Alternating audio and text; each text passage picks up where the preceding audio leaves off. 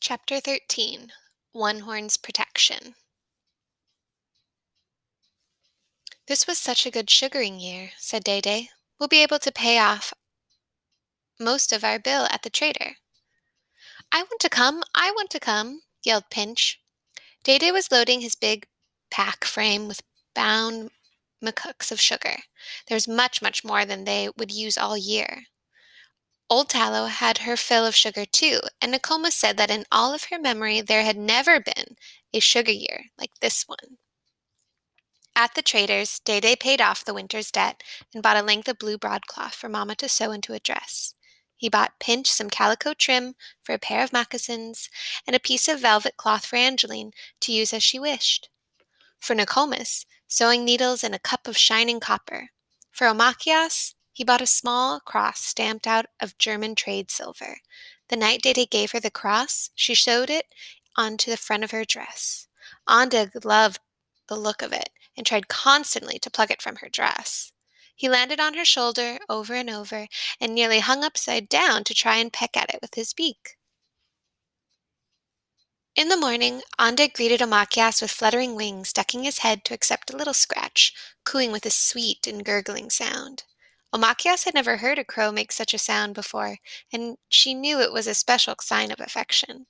She was certain of it one day when Ondig hopped toward her with a twig in his beak. She carefully took it, thanked her crow, and laid the twig aside. All that day, wherever she turned, there was Ondig, hopeful, carrying a piece of bark for her. At last, Omachias scratched Ondig's neck and sat down to feed him and talk to him. He listened, his lids closed, blue, his head tucked down in quiet bliss. You want to make a nest with me, don't you? Said Omachias. I can't. I love you, but I'm not a bird. She was surprised to find that, as she said this, tears formed in her eyes. Ondig loved her so much. You will find another crow, she said, very gently. Ondig didn't seem to hear. Still, after that, he would leave for hours at a time. Now, Omachias was afraid that he would be taken for a wild bird and shot or killed. She attached a bit of red wool to his leg. Ondig managed to pull it off with his clever beak. He could untie almost anything if he worked hard enough. One day, while Omachias was working just outside the cabin in the cool air, watching a fire Nokomis had made to smoke some of the fish, Day-Day caught just at Day-Day caught just at ice breakup, there was a sudden, harsh cawing of crows. A group of wheeling, excited blackbirds passed overhead. Just like that, without a goodbye, Ondig jumped off her shoulder. He flew zinging upward into the midst of the flock. In a second he was indistinguishable from the others. Omachias felt her heart squeeze shut painfully as the birds passed out of sight. He was gone. Maybe she should have cut away essential feathers from his wings, but she couldn't stand to think of him a captive. No, she decided, though her heart hurt, it was better that he join with his own kind. He wasn't human, no matter how often he said, "Gay go, Pinch," or greeted her at the door, croaking out, "Aneen, Aneen." Ondig stole and hoarded bits of bright cloth and shiny metal shards. He wasn't a human, he was still a crow, and he couldn't change that. She couldn't change that any more than she could change being who she was, Omachias, who heard the voices of plants and went dizzy, Omachias, who talked to bear boys and received their medicine, Omachias, who missed her one brother and resented the other, who envied her sister, Omachias, the little frog, whose first step was a hop, Omachias, who'd lost her friend. She thought she had cried all the tears she had to cry, but still found there were some left for Ondig. Omachias put her hands to her face and sobbed until she felt just enough better. After all, she thought, Ondig was wild, and she had always known it, always expected this moment to come. The thought comforted her. There in the yard, looking into the heart of the fire, Omachias suddenly experienced a strange awareness. Like Ondig, she couldn't help being just who she was. Omachias, in this skin, in this place, in this time, nobody else, no matter what. She wouldn't ever be another person or really know the thoughts of anyone but her own self. She closed her eyes for a moment. She felt as though she were falling from a great height, plunging through air and blackness, tumbling down with nothing to catch at. With a start of fear, she opened her eyes and felt herself gently touched down right where she was, in her own body. Here.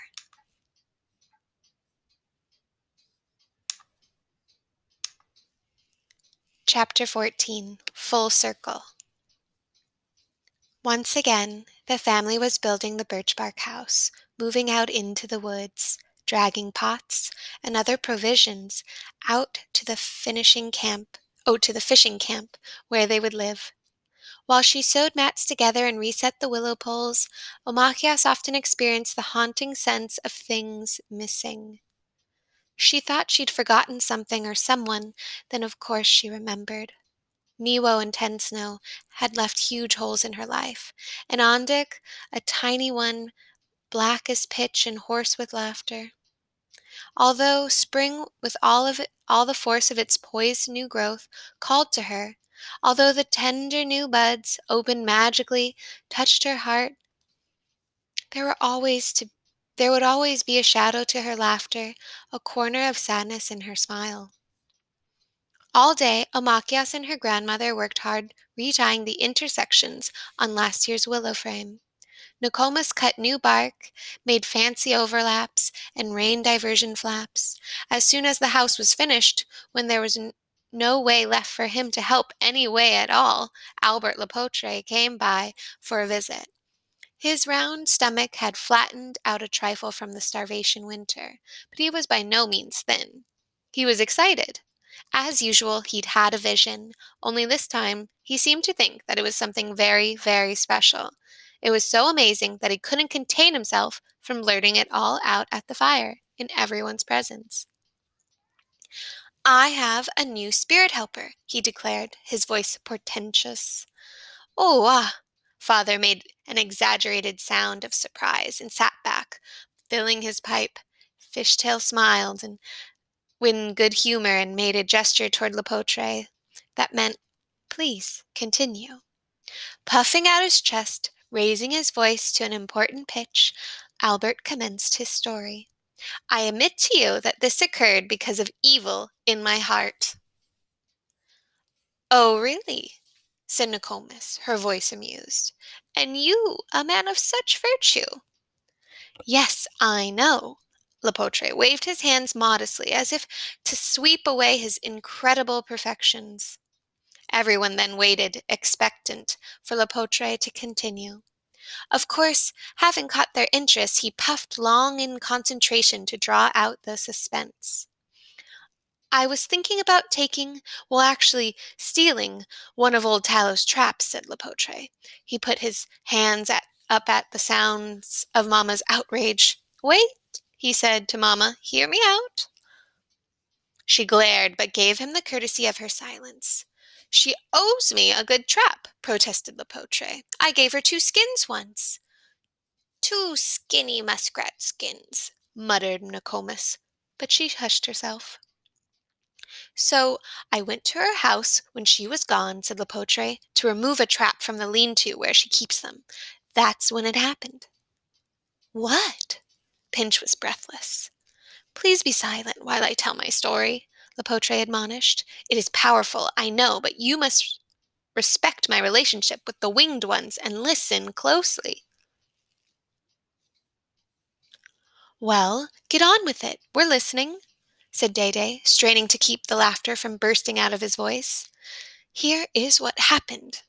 Lepotre made a final puff and drew himself up to his most solemn height. Unfortunately, whenever he pulled up his shoulders, his round belly popped out in a comical arc. Nevertheless, he went on. I was approaching the house. I was putting out my hand. I was choosing the trap I would take.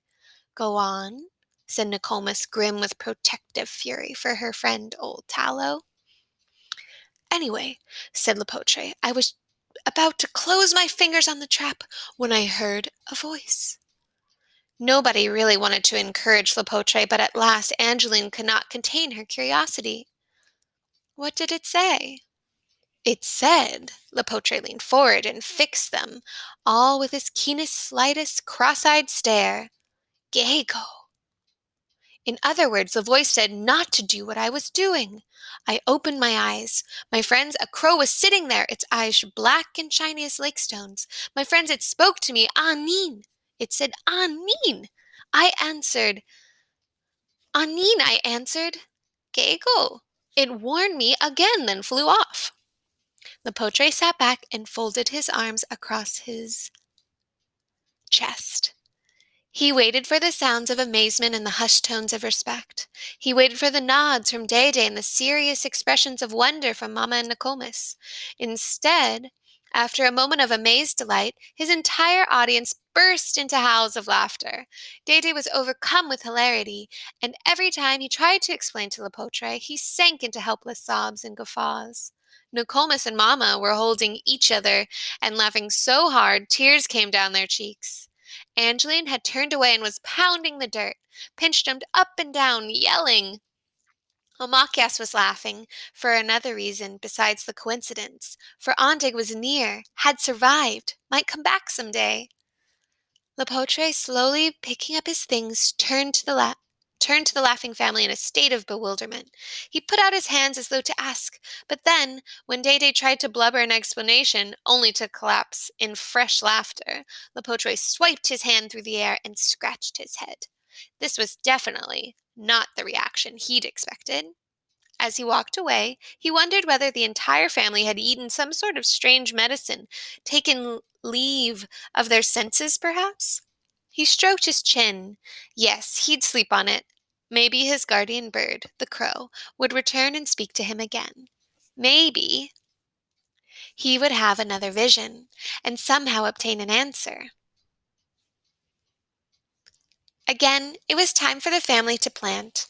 Yellow Kettle chopped at the tough, winter-packed earth of their family garden, while the others broke dirt clods and struggled with roots, picked stones and smoothed out rough rows to plant. Pinch pretended to help. He kicked at tiny weeds and smoothed circles in the dirt with his hands. He threw mud balls until Yellow Kettle gave her hoe to him and told him that if he stopped working just once, she would take away all of his play warrior weapons. His lower lip stuck out. He grumped. As he dug into the earth, he wished he was a grown man, already with nothing of this sort to bother him. Still, he found himself occasionally dragging McCooks of water over to splash on Amakias's plant seeds. His sister even thanked him once, which made him so warm and shivery inside that he had to run and shout louder than ever at nothing. The pumpkin seeds wore little silver patches like French medals, and Nokomis blessed them gently as she pushed them into the soft new earth. The corn seeds were chubby and yellow in Amakias's fingers.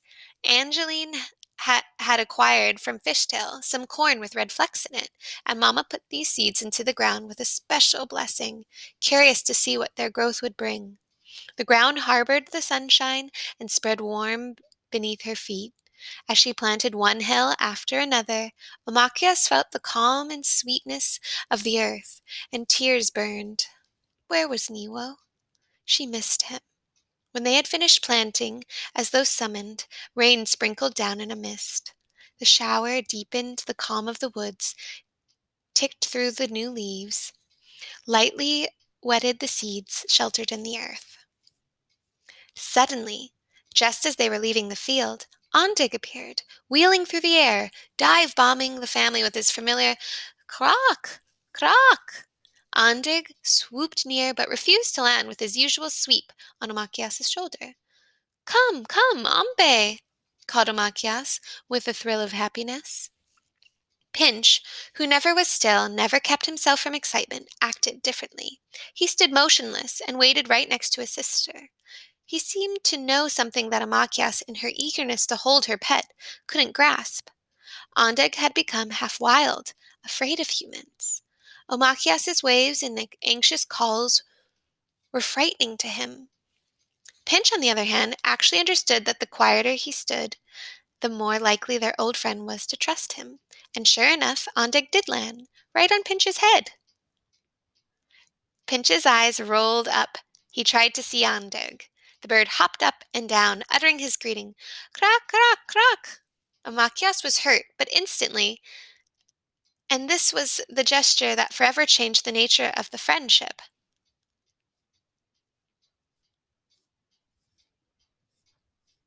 Between her and her little brother, Pinch gently edged next to his sister, and with a short hop, her Ondig jumped onto Amachias's shoulder. In the old days, Pinch would have teased her and made her feel bad because her bird preferred him. Something had changed. "Megwich, little brother," said Omachias, surprised to say the word. Pinch didn't seem to hear. He ran off immediately, shouting his head off. Tears burned in Amachias's eyes, for as soon as Ondig was on her shoulder, he trusted her once more. He pecked at the silver cross, hopped onto her head, gazed at her with the old, curious, questing expression of bird intelligence. As they started back from the field, he rode on her shoulder. Tenderly, as they walked along, the bird plucked up a strand of hair that had fallen loose from Amachias's braid, and then he tucked it behind her ear.